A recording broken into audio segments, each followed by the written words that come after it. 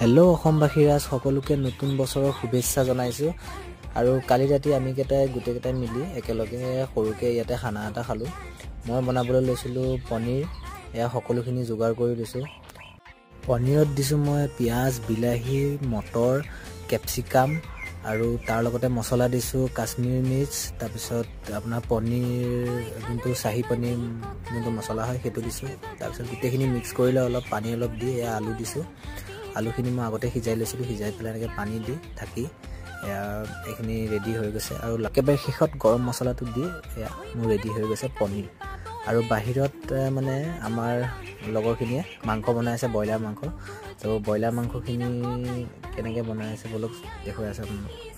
এয়া বনাই আছে ব্ৰইলাৰ মাংস আৰু বাহিৰত বনাই খোৱাৰ মজাটোও বেলেগ হয় নহয় কওকচোন আপোনালোকে। তেন্তে আজি ব্লগটো ইমানতে শেষ কৰিছোঁ। নেক্সট ব্লগত লগ পাম আকৌ।